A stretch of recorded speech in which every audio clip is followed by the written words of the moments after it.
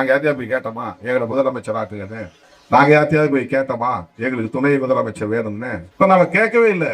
Nobel பரிசுக்கும் பரிந்துரைக்கிறாங்க. இன்னும் என்னென்ன கிடைக்குமோ நமக்கு தெரியல. நாம யாரும் சொல்லல, அவங்களா என் பேரை ப்ரப்போஸ் பண்றாங்க.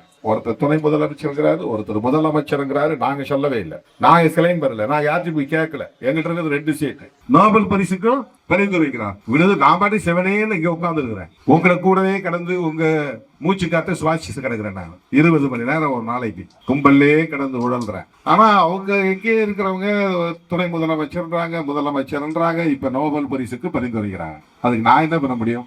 அது சிலருக்கு வயிற்று எரிச்சல். இந்த வயிற்று எரிச்சல் தாங்க முடியாமல் மீடியாவில் அவன் கூட பேசுறாங்க. ஏதோ நான் சொல்லிதான் டிஜிபியை போட்டாங்க, நான் சொல்லிதான் டிவிஎஸ்சிக்கு தலைவரை போட்டாங்க, நான் சொல்லிதான் லா அண்ட் ஆர்டர் போட்டாங்கிற மாதிரி தவறான தகவல். யாருக்கும் நான் சொல்லல, நான் சொல்லியும் போடல. அது உண்மையும் இல்லை. அந்த அதிகாரி தலித் அப்படின்னா நான் சொன்ன அர்த்தமா? நான் தலித்து மட்டும் தான் சொல்லுவேனா? வேற யாருக்கும் நான் சொன்னது இல்லையா?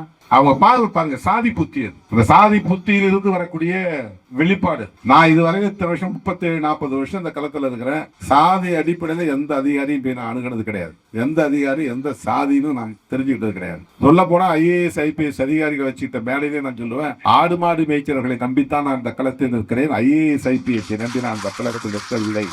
அதுல பல பேர் என்ன பேசுகிறேன். தினசரி முக்கிய செய்திகள் மற்றும் அப்டேட்களுக்கு TN Wire News சேனலை ஃபாலோ செய்யுங்கள்.